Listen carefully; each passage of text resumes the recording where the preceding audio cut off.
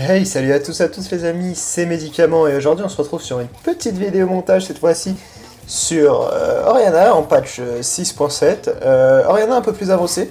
Donc on connaît un peu le perso Orianna, il est très connu, très peu joué, surtout dans cette méta puisqu'il manque clairement de dégâts, on va le remarquer pendant cette game. Et surtout que voilà, il est pas vraiment fun à jouer. Donc Orianna est un perso avec lequel on doit farm. Alors là vous pouvez voir un peu mon jeu sur la lane, donc c'est très simple à jouer, c'est-à-dire on répond aux agressions, j'ai un TP, je peux me permettre d'agresser, et surtout ma lane push, donc je peux vraiment me permettre d'agresser, c'est-à-dire que même si je perds le trade, au pire je peux me faire gank par mon jungle. Donc on n'hésite pas voilà, à lancer des petits fights, à lancer des petits pics à son adversaire. Et là on va voir, oui, justement le placement sur la map, on peut voir que il est très avancé, que ma vaille n'est pas trop loin et que moi je suis bien placé par rapport à lui. Donc on va commencer les trades, je me fais stun, c'est pas grave, on continue à avancer. Je suis le life, il est le life, les popos arrivent. Mais regardez qui arrive sur le côté. C'est la vaille, donc elle a juste à éclater mon adversaire. Et puis on peut back tranquillement. Donc là on peut voir que la vaille m'a laissé un peu en galère au niveau des creeps et que Aurélien seul a une TP, donc je vais devoir rester pour prendre cette vague de creep, je backerai juste après. On peut voir que je vais grid un peu. Comme la plupart des joueurs de League of Legends, et un truc très triste va arriver juste après ce flash déjà un peu scandaleux. Et ouais, effectivement, elle m'a tué en 1v1. Alors j'ai été safe.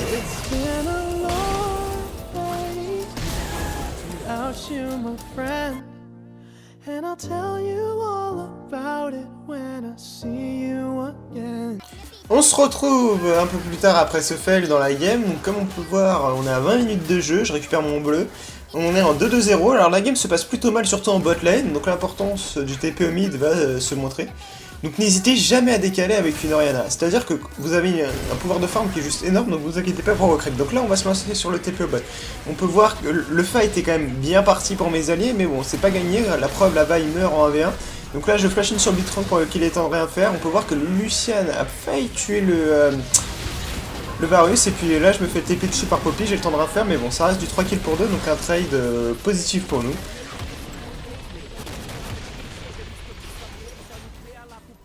Donc après, ce qui devait arriver arriva. Le Sfro est là. Donc on enchaîne les kills un peu à l'arrache, chacun de notre côté, leur équipe comme la nôtre. Mais bon, easy gang quand même. Ils arrivent à prendre le baron, à push le tour, à servir nos défenses. On est vraiment assaillis à ce moment-là.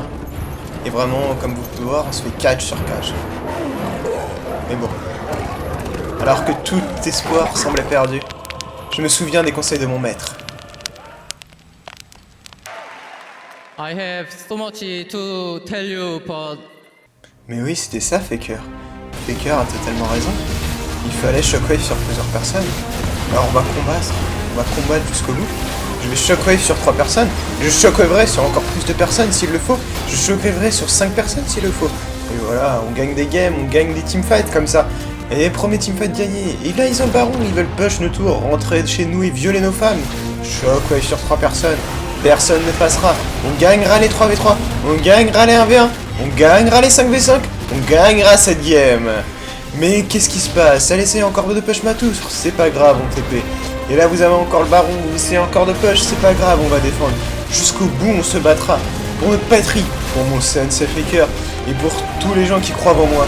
It was at this moment Jackson knew. He fucked up.